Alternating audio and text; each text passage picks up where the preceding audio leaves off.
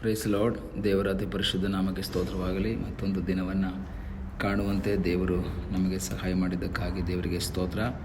ಈ ದಿನದಲ್ಲಿ ದೇವರ ವಾಕ್ಯವನ್ನು ಧ್ಯಾನಿಸುವಂತಹ ಈ ಒಳ್ಳೆಯ ಸಂದರ್ಭಕ್ಕಾಗಿ ಸ್ತೋತ್ರ. ವಿಮೋಚನಾ ಕಾಂಡ 17ನೇ ಅಧ್ಯಾಯ 12ನೇ ವಾಕ್ಯವನ್ನು ಇಂದಿನ ಧ್ಯಾನಕ್ಕಾಗಿ ಓದಿಕೊಳ್ಳೋಣ. ಹೀಗಿರಲು ಮೋಶೆಯ ಕೈಗಳು ಭಾರವಾದದರಿಂದ ಆರೋನ ಹೂರರು ಒಂದು ಕಲ್ಲನ್ನು ತಂದಿಟ್ಟು ಅದರ ಮೇಲೆ ಅವನನ್ನು ಕೂಡ್ರಿಸಿ ಬಲಗಡೆ ಒಬ್ಬನು ಎಡಗಡೆ ಒಬ್ಬನು ಅವನ ಕೈಗಳಿಗೆ ಆಧಾರ ಕೊಟ್ಟರು. ದೇವರ ಒಂದು ಅಪ್ಪಣೆಯ ಮೇರೆಗೆ ಅಮಾಲೇಕ್ಯರಿಗೆ ವಿರುದ್ಧವಾಗಿ ಇಸ್ರಾಯೇಲರು ಯುದ್ಧ ಮಾಡುವುದಕ್ಕಾಗಿ ಬರ್ತಾ ಇದ್ದಾರೆ. ಅಮಾಲೇಕ್ಯರಿಗೆ ವಿರುದ್ಧವಾಗಿ ಯುದ್ಧ ಮಾಡುವಂತಹ ಸಮಯದಲ್ಲಿ ದೇವರು ಮೋಶೆಯ ಮೂಲಕ ಯೆಹೋಶುವನಿಗೆ ಹೇಳ್ತಾ ಇದ್ದಾರೆ, ನೀನು ಭಟರನ್ನು ಆದುಕೊಂಡು ನಮ್ಮ ಮುಂದೆ ಹೋಗಿ ಯುದ್ಧ ಮಾಡಬೇಕು. ದೇವ ದಂಡವನ್ನು ಕೈಯಲ್ಲಿ ಹಿಡ್ಕೊಂಡು ಹೋಗಿ ಯುದ್ಧ ಮಾಡಬೇಕು. ಆಗ ಯುದ್ಧ ಮಾಡುವುದಕ್ಕಾಗಿ ಮೋಶೆಯ ಅಪ್ಪಣೆ ಮೇರೆಗೆ ಯೆಹೋಶುವ ಹೋಗ್ತಾನೆ.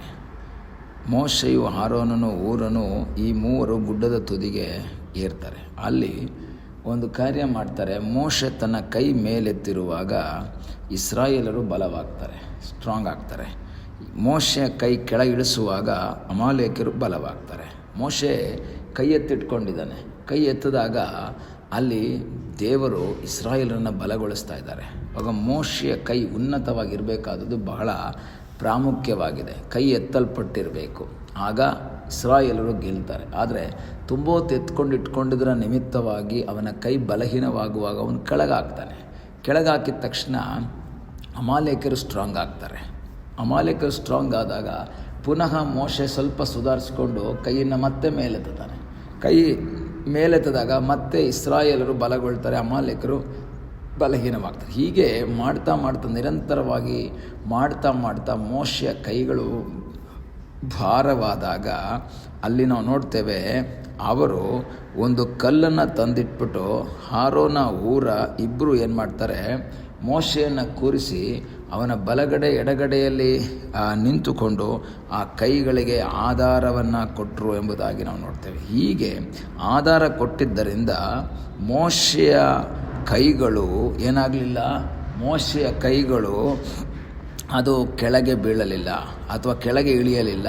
ಅದು ನಿರಂತರವಾಗಿ ಎತ್ತರವಾಗಿ ಇದ್ದದ್ದರಿಂದ, ನಿರಂತರವಾಗಿ ಎತ್ತಲ್ಪಟ್ಟಿದ್ದರಿಂದ ಆ ಇಸ್ರಾಯೇಲರು ಆ ಅಮಾಲೇಕ್ಯರನ್ನು ಪೂರ್ಣವಾಗಿ ನಾಶ ಮಾಡಿದರು ಎಂಬುದಾಗಿ ದೇವರ ವಾಕ್ಯದಲ್ಲಿ ನಾವು ನೋಡ್ತೇವೆ. ಹಾಗಾದರೆ ಇಲ್ಲಿ ನಾವು ನೋಡುವಂಥದ್ದೇನು ಅಂದರೆ, ಮೋಶೆಯ ಕೈಗಳು ಎತ್ತಲ್ಪಡುವುದಕ್ಕಾಗಿ ಎಡಗಡೆ ಬಲಗಡೆ ಆರೋನ ಹೂರರು ಸಪೋರ್ಟ್ ಮಾಡಿಕೊಟ್ಟ ಹಾಗೆ ಈ ದಿನಗಳಲ್ಲಿ ನನ್ನನ್ನು ನಿಮ್ಮನ್ನು ದೇವರು ಕರೆದಿರೋದು ಯಾತಕ್ಕೋಸ್ಕರವಾಗಿ ಸೇವಕರಿಗೆ ಅಥವಾ ಸೇವೆ ಮಾಡುವ ವ್ಯಕ್ತಿಗಳಿಗೆ ಆತ್ಮಿಕ ವಿಷಯಗಳಿಗೆ ಸಪೋರ್ಟ್ ಮಾಡುವುದಕ್ಕಾಗಿ, ಆಧಾರ ಸ್ತಂಭವಾಗಿ ನಿಲ್ಲುವುದಕ್ಕಾಗಿ ನನ್ನನ್ನು ನಿಮ್ಮನ್ನು ದೇವರು ಕರೆದಿದ್ದಾನೆ. ಈ ಹಗಲಿನ ಸಮಯದಲ್ಲಿ ದೇವರ ವಾಕ್ಯವನ್ನು ಕೇಳುವಂತಹ ದೇವರ ಮಗುವೆ, ನೀನು ದೇವರ ಸೇವೆಗೆ ಆಧಾರವಾಗಿ ನಿಂತಿದ್ದೀಯಾ ಅಥವಾ ನಿನ್ನಿಂದ ಸೇವೆಗಳು ಅದು ಕಡಿಮೆ ಆಗ್ತಾ ಇದೆಯಾ? ಈ ದಿವಸಗಳಲ್ಲಿ ನಾವು ದೇವರ ಸನ್ನಿಧಾನದಲ್ಲಿ ಪ್ರಾರ್ಥಿಸಬೇಕು. ದೇವರೇ, ನನ್ನಿಂದ ಸೇವೆ ಬೆಳಿಬೇಕು, ನನ್ನಿಂದ ಸೇವೆ ಬಲವಾಗಬೇಕು, ನನ್ನಿಂದ ಸೇವೆ ಶಕ್ತಿಯುತವಾಗಬೇಕು, ಅದಕ್ಕಾಗಿ ಸಹಾಯ ಮಾಡು ಎಂಬುದು ನಮ್ಮ ಪ್ರಾರ್ಥನೆ ಆಗಿರುವುದಾದರೆ, ನಮ್ಮ ಮೂಲಕ ಸೇವೆಯನ್ನು ಬಲಪಡಿಸುವ, ಸೇವೆಯನ್ನು ಅದ್ಭುತಕರವಾಗಿ ನಡೆಸುವಂತಹ ಸರ್ವಶಕ್ತನಾದ ಒಬ್ಬ ದೇವರು ಜೀವಿಸ್ತಾ ಇದ್ದಾನೆ. ಆರೋನ ಹೂರ ಅವರು ಯೋಚನೆ ಮಾಡಲಿಲ್ಲ, ಮೋಶೆ ನಿಮ್ಮ ಕೈ ಭಾರವಾಗಿದ್ದರೆ ನೀವು ಜಾಗ ಬಿಡಿ, ನಾವು ನಿಂತ್ಕೊಳ್ತೀವಿ, ನಾವು ಕೈ ಎತ್ತುತ್ತೀವಿ, ಸ್ವಲ್ಪ ಹೊತ್ತು ಆರೋನ, ಸ್ವಲ್ಪ ಹೊತ್ತು ಹೂರ. ಈ ರೀತಿ ಅಲ್ಲ, ಮೋಶೆ ಕೈಗಳೇ ಎತ್ತಲ್ಪಟ್ಟಿರಬೇಕು. ನಿನ್ನನ್ನು ನಮ್ಮನ್ನು ಕರೆದಿರುವಂತಹ ದೇವರು ಈ ದಿವಸಗಳಲ್ಲಿ ನಮ್ಮಿಂದ ಬಯಸುವಂಥದ್ದು ಏನು ಅಂತ ಹೇಳಿದ್ರೆ, ಯಾರಿಗೆ ಸಪೋರ್ಟ್ ಮಾಡಬೇಕು, ಯಾರಿಗೆ ಒಂದು ಆಧಾರವಾಗಿರಬೇಕು ಅಂತ ನಮ್ಮನ್ನು ದೇವರು ಇಟ್ಟಿದ್ದಾರೋ ಅವರಿಗೆ ಸಪೋರ್ಟ್ ಆಗಿ, ಅವರಿಗೆ ಆಧಾರವಾಗಿ ನಾವು ನಿಲ್ಲುವುದಾದರೆ ನಮ್ಮ ಜೊತೆಯಲ್ಲಿ ಅವರ ಸೇವೆಯನ್ನು ಆಶೀರ್ವಾದ ಮಾಡುವಂತಹ ಒಬ್ಬ ದೇವರಿದ್ದಾರೆ.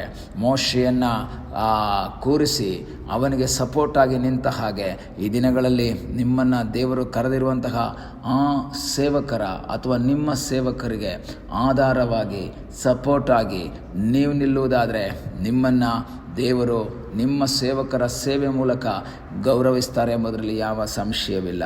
ಈ ದಿವಸಗಳಲ್ಲಿ ಸೇವೆಗೆ ಆಧಾರವಾಗಿರೋಣ. ಶತ್ರುವಿಗೆ ವಿರುದ್ಧವಾಗಿ, ಸೈತಾನನಿಗೆ ವಿರುದ್ಧವಾಗಿ ನಿಲ್ಲುವ ಆ ಸ್ಥಳದಲ್ಲಿ ಒಂದು ಐಕ್ಯತೆ, ಕೈ ಜೋಡಿಸುವಂಥ ಒಂದು ಅನುಭವ ನಮ್ಮ ಜೀವಿತದಲ್ಲಿರುವುದಾದರೆ ಅದ್ಭುತವನ್ನು ಮಾಡುವ ಸರ್ವಶಕ್ತನಾದ ಒಬ್ಬ ದೇವರಿದ್ದಾನೆ. ಈ ದಿವಸಗಳಲ್ಲಿ ಸೇವೆಗಾಗಿ ಕೈ ಜೋಡಿಸುವಂಥ, ಇತರ ವ್ಯಕ್ತಿಗಳೊಂದಿಗೆ ಕೈ ಜೋಡಿಸಿ ಅವರೊಂದಿಗೆ ಧೈರ್ಯವಾಗಿ ಬಲಪಡಿಸುವಂತಹ ಒಂದು ಅನುಭವ ನಮ್ಮ ಜೀವಿತದಲ್ಲಿ ದೇವರು ನಮಗೆ ಕೊಡಲಿ. ಅದಕ್ಕಾಗಿ ನಾವು ಪ್ರಾರ್ಥಿಸೋಣ. ಕರ್ತನೆ, ನಾನು ಇತರ ವ್ಯಕ್ತಿಗಳೊಂದಿಗೆ ಸೇವೆಯಲ್ಲಿ ಜೋಡಿಸಿ ಐಕ್ಯವಾಗಿ ಏಕಮನಸ್ಸುಳ್ಳವನಾಗಿ ಸೇವೆ ಮಾಡುವುದಕ್ಕೆ ಕರ್ತನೆ ಕೃಪೆ ಮಾಡು ಎಂಬುದಾಗಿ ನಾವು ಪ್ರಾರ್ಥಿಸುವಾಗ ಅದ್ಭುತವನ್ನು ಮಾಡುವ ಸರ್ವಶಕ್ತನಾದ ಒಬ್ಬ ದೇವರಿದ್ದಾನೆ. ಕಣ್ಣುಗಳನ್ನ ಮುಚ್ಚೋಣ, ಪ್ರಾರ್ಥನೆ ಮಾಡೋಣ.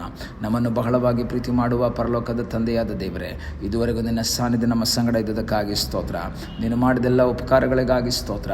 ಕರ್ತನೆ, ನಮ್ಮ ಜೀವಿತದಲ್ಲಿ ನೀನು ಮಾಡಿದ ಅದ್ಭುತಗಳಿಗಾಗಿ, ಆಶೀರ್ವಾದಗಳಿಗಾಗಿ ನಾವು ನಿನಗೆ ಸ್ತೋತ್ರವನ್ನು, ಘನತೆಯನ್ನು, ಮಹಿಮೆಯನ್ನು ಸಲ್ಲಿಸ್ತೇವೆ. ಸೇವಕರೊಂದಿಗೆ ಸೇವೆಯೊಂದಿಗೆ ಕೈ ಜೋಡಿಸಿ ಐಕ್ಯವಾಗಿ ಏಕಮನಸ್ಸಾಗಿ ನಿಂತುಕೊಂಡು ಅನೇಕರನ್ನ ನಿನ್ನ ಬಳಿಗೆ ನಡೆಸುವಂತಹ, ಪ್ರತ್ಯೇಕವಾಗಿ ಶತ್ರುವಿಗೆ ವಿರುದ್ಧವಾಗಿ ನಿಲ್ಲುವಂತಹ, ಹೋರಾಡುವಂತಹ ಒಂದು ಬಲವನ್ನು, ಶಕ್ತಿಯನ್ನು ದೇವರೇ ನಮಗೆ ದಯಪಾಲಿಸು ಎಂಬುದಾಗಿ ನಾವು ಪ್ರಾರ್ಥಿಸ್ತೇವೆ. ತಲೆಬಾಗಿರುವಂಥ ಎಲ್ಲ ನಿನ್ನ ಮಕ್ಕಳನ್ನು ಸೇವೆಯಲ್ಲಿ ಶಕ್ತಿಯುತವಾಗಿ ಉಪಯೋಗಿಸು. ಅದ್ಭುತವನ್ನು ಮಾಡು ಕರ್ತನೆ. ಪ್ರಾರ್ಥನೆಯನ್ನು ಕೇಳಿದ್ದಕ್ಕಾಗಿ ನಿನಗೆ ಸ್ತೋತ್ರ.